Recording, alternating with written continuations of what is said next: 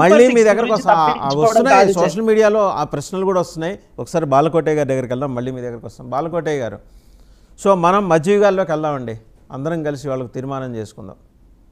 మీరు కూడా ఆ తీర్మానంలో జై భీమ్ అంటూ సంతకం పెడతారా? వాసు గారు నమస్తే. డిబేట్లో పాల్గొన్న మిత్రులందరికీ కూడా. వాసు గారు, చాలా అధిక ప్రసంగం చేస్తున్నాం మనం. ప్రభుత్వ విధానాలపై జనంలోకి వెళ్తాం అనేది వైసీపీ పార్టీ నినాదం. ప్రభుత్వ విధానాలపై జనంలోకి వెళ్తే తప్పేం లేదు. ప్రతిపక్ష పార్టీగా 11 వచ్చినా 11 రాకపోయినా చేయాల్సిన పని అదే, దాన్ని ఎవరో తప్పు పట్టరు. కానీ ఈ రోజున మీరు అయోధ్య బాబ్రీ మసీదు, ఆత్మాహుతి దళాలు, జిహాదు, ఆత్మాహుతి దాడులు, ఇవన్నీ ప్రజలను ఇబ్బంది పెట్టే అంశాలు. ఈ మాటలు మనం మాట్లాడదు. ఒక మాటే చెప్తా, జగన్మోహన్ రెడ్డి గారు తిరుపతికి వెళ్ళాలంటే రోడ్డుకు ఎడం పక్కనే నడవాలి అనేది నిబంధన. లేదు నేను కుడి పక్కనే నడుస్తానంటే కుదరదు. అలాగనే తిరుపతికి వెళ్ళాలంటే డిక్లరేషన్ ఇచ్చి వెళ్ళాలి. ఇప్పటికైనా ఆయన వెళ్ళొచ్చు తిరుపతి, ఆయన దేవుడికి దండం పెట్టుకో, కానీ డిక్లరేషన్ ఇచ్చి తీరాలి. రెండోది, ఈ రోజున లడ్డూలో కల్తీనే కాదండి, జీడిపప్పులో కల్తీ జరిగింది, యాలకుల్లో కల్తీ. కల్తీ జరిగిన మాట యథార్థం యథార్థం యథార్థం. ఇది జగన్మోహన్ రెడ్డి గారు చెప్పిన మాట, నేను చెప్పిన మాట. He is accepted. తప్పు చేశాడు కాబట్టి ప్రక్షాళన కార్యక్రమాలు చేస్తుంది. ఈ కార్యక్రమంలో ఎవరు ఎఫెన్స్ ఎవరు డిఫెన్స్ అనే చర్చ కాదండి. దేవదేవునికి లడ్డూ ప్రసాదాల్లో తప్పు చేశారా లేదా పాలకులు? మీకు ప్రధాని నరేంద్ర మోడీ గారు రాసిన లేఖలో కానీ, లేదా ఆయన పెట్టిన అర్ధగంట ప్రెస్ మీట్లో కానీ జగన్మోహన్ రెడ్డి గారు ఒక్క మాట కూడా, దేవస్థానంలో 2 టీటీడీ చైర్మన్ నేను ఇచ్చినా నేను ఏనాడు కూడా ఇలాంటి యొక్క పాప కార్యక్రమాలకి నేను పూనుకోలేదు, మేము తప్పు చేయలేదు, మా హయాంలో తప్పు జరగలేదనే మాట ఆయన నోట రాల.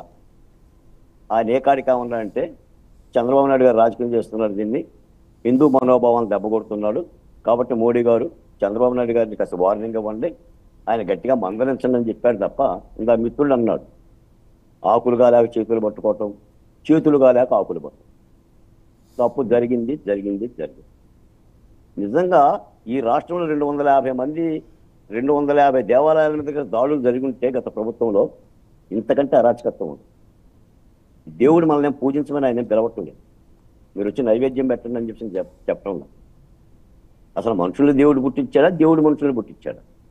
ఇంత అపచారం చేస్తే ఎక్కడైనా పెట్టిరేగి గబానా మీరన్నట్టుగా ఈ మత ఇబ్బందికరమైన అంశం కనుక రగిలిందనుకోండి, దాన్ని చల్లార్చడం జగన్మోహన్ రెడ్డి గారు కాదు కదా, ఈ రాష్ట్రం వల్ల కూడా కాదు. రగలకుండా చూడండి, కులం కానీ మతం కానీ ఒరిగడ్డి వాములు తగలబట్టడం జరిగితే ఆగదమంట. కాబట్టి చంద్రబాబు నాయుడు గారు ఈరోజు అన్నాడు మక్కెలు ఎరగొడతామని. నిన్న ప్రెస్ మీట్ పెట్టిన ఆ ఆముదాల చెట్టు, అంటే ఏ చెట్టు లేని చోట ఆముద వృక్షమే మహావృక్షం అన్నట్టుగా వల్లభనేని వంశీను కొడాలి నాని మాట్లాడిన పెట్టిరేగా మాట. ఇప్పటికైనా నోటికి తాళాలు వేయండి. తప్పు జరిగితే జరిగిందని చెప్పండి, లేదా విచారణ చేశారు ఆ విచారణ ఎదుర్కోండి.